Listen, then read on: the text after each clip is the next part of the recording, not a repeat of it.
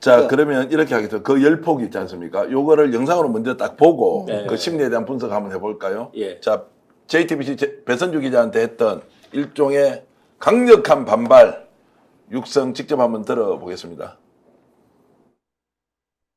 누구나 사람을 추천하는 거 아닙니까? 일반 국민들이 대통령하고 여사하고 접촉이 어렵기 때문에 그런 거지. 누구나 나는 저 사람이 됐으면 좋겠어. 그런 마음을 표현을 하지 않나요?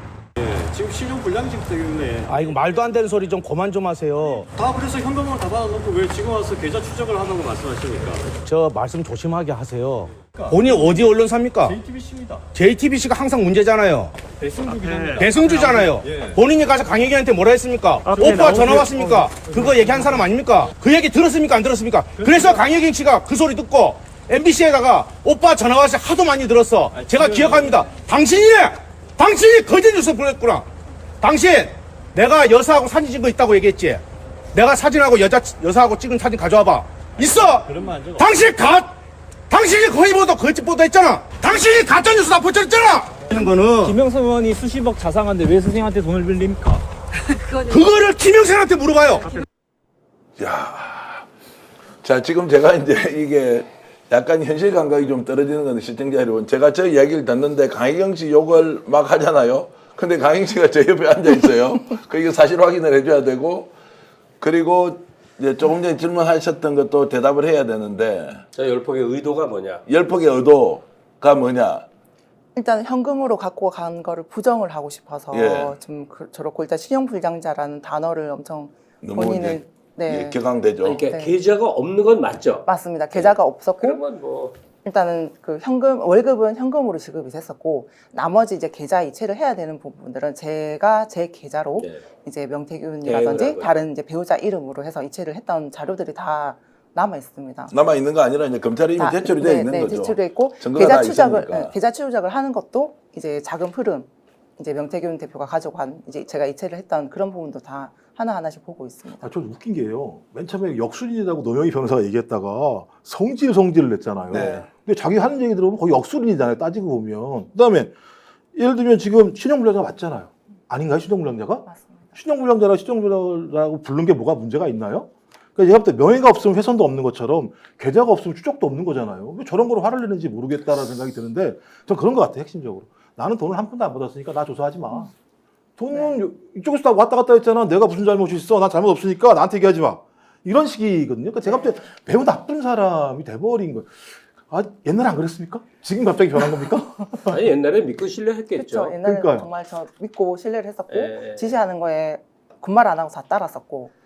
네. 나는 그 강수댕이 동의를 안 할 수도 있는데 저 열폭 모습을 보고 이제 든 확신이 있어요. 본인 자신이 판을 만드는 사람이라고 늘 주장을 하잖아요. 그게 사실인 것 같거든요. 그러니까 사람 마음을 쥐었다 놨다 하는 재주를 가진 사람들이 있어요. 그런 사람들은 엄청난 감정 통제력을 갖고 있어요. 그래서 화내고 이렇게 열폭하는 것도 사실은 안에서는 어떤 계획에 의한 의도된 행동인 경우가 많아요. 그래서 한 서너 가지 제가 기억하는 증거만 얘기하겠는데, 일단 그 딸에 대한 극진한 감정을 늘 표출을 해요. 네. 근데 그 페이스북에 언제 무슨 위해를 당할지 모르는 사람이 딸의 실제 얼굴을 공개하는 게 뭐냐고, 딸을 그렇게 염려하고 앉아, 그 절대로 할 수 없는 일이거든요. 결국은 끊임없이 여사 앞에서 딸을 통해서 딸을 끄집어내서 울었다. 이게 다 한국인에게 가장 치명적인 약점. 가족 앞에서, 자식 앞에서 약해지는 그 자기의 존재감을 딸을 사랑하는 아빠로 이제 설파하고자 한다. 이 연골이 없어져서 너무나 걷기 힘들다 하지만 열폭할 때 보면 뚜벅뚜벅 잘 걸어가.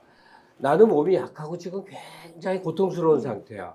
뭐 이런 것들로 자기 연출을 계속 해온 게 아닌가. 그래서 그 연출을 크게 세 단계로, 두 단계로 나눠도 되겠네. 이 건이 뜻밖에도 뉴스토마를 통해서 탁 폭로돼서 이분이 처음에 생각을 이걸 어떻게 모면할까? 일단 제일 무서운 건 구속돼서 징역살이 하는 거잖아요. 징역살이에도 난 놈들은, 장관 하던 놈들은 다 빠져나오거든, 박근혜 때 보면. 근데 최순실은 지금 6년, 7년째 감옥에 있으니까 자기가 똑같은 시자가 될 거거든. 최순실 20년 만기 살지도 모르거든. 그거 알거든. 그러니까, 일단 겁 없이 용산 청와대를 겁박을 하면서 그 겁박의 수단이 뭐냐? 진보 매체하고 계속 인터뷰하는 거예요. 그 보수 언론들 많이 있는데도 다 뭐 장윤선 뭐 이런 종류, 그리고 스픽스의 전기한 대표 이런 사람들한테만 얘기해서 겁박을 줘. 충분한 겁박이 돼서 대통령이 지난주에 있었던 그 국민과의 그 대담 앞에서도 차마 명태균이를 함부로 말 못하는 수준까지 만들어 놓고 그다음에는 꼬리 팍 내리고 자 우리 타협합시다 해서 여기까지 상황을 만들어 왔다는 생각이 들어요. 그 자기 그림을 그려놓고 그 상황 속에서 계속 자기를 투입해서 상황을 만드는 일종의 고도의 연기자 같은 모습 아닌가 그런 생각을 했다는 의견을 좀 말씀드리는데 어떠시냐고요.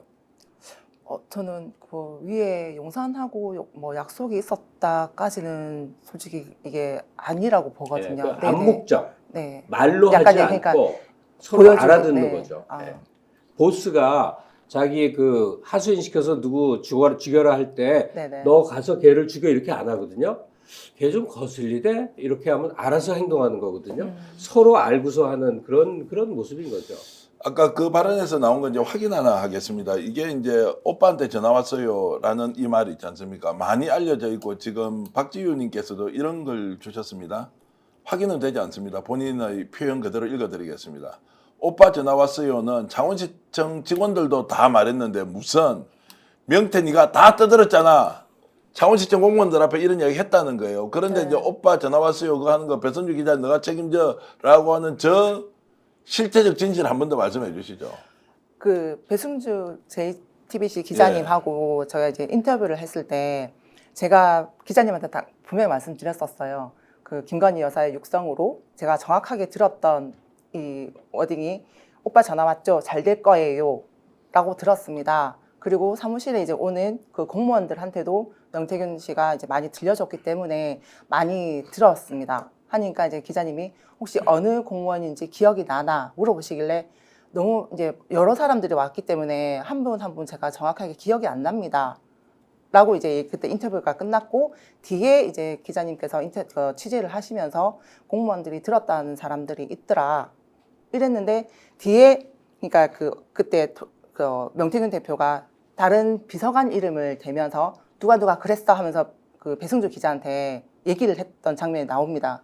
근데 알고 봤더니 그 보좌진이 저한테 전화를 했었어요. 그날 제가 녹취를 찾다 보니까 네. 이번 이제 오늘 그 공항에 가면서 제가 택시 안에서 이게 녹취를 막 찾았었어요. 혹시라도 제가 뭔가 잘못 얘기를 했나 싶어서 찾다 보니까 그 통화했던 녹취가 있는 거예요. 근데 그 보좌진이 저랑 통화했던 거를 명태균 씨한테 전달을 했다는 거예요. 그래서 명태균 씨는 아마 본인한테 편하게끔 편집을 해서 갖고 있고 그걸 가지고 배승주 기자한테 강혜경한테 각인을 시켜가지고 강혜경이가 MBC 가서 MBC 기자한테 너무 많이 들어가지고 기억을 한다 하더라. 이게 정말 잘못된 겁니다.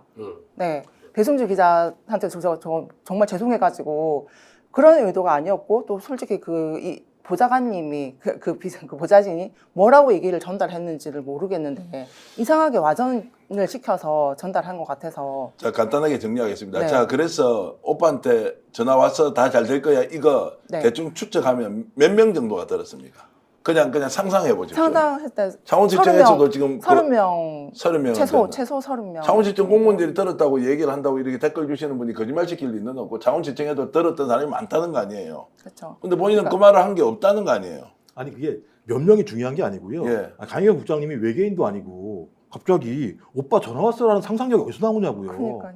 그러니까 대통령 부부가 통화가 왔는데 오빠 전화 왔죠라고 하는 상상력을 어떻게 발휘할 수 있으며 강희경 국장님만 얘기하는 게 아니라 들은 사람 다른 몇 분이 사람들도 그쵸. 들었다고 얘기를 하고 있고 또 오늘 JTBC 보도에 의하면 본인이 검찰 안에 가서는 김건희 씨는 아닙니다만 대통령하고 통화한 녹취가 있다고 그러는데 대통령과 통화한 녹취가 있는데 김건희 씨랑 통화한 내용이 없다라고 얘기하는 것도 이해가 안 되는 거잖아요. 그러니까 제가 볼 때 이 논쟁은 의미가 없다. 그리고 5월 2일 날 2022년 5월 2일 날 네네.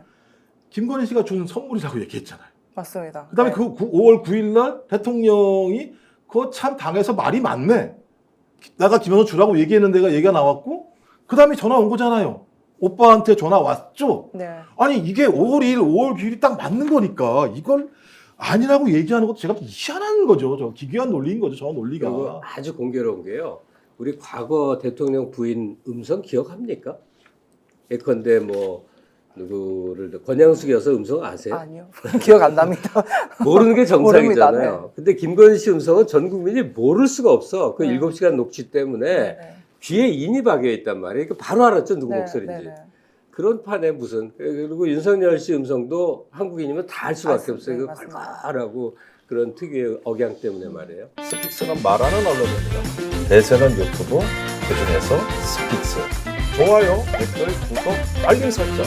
여러분이 저희를 사랑해 주시고 우리가 여러분을 사랑하는 4가지 방법입니다.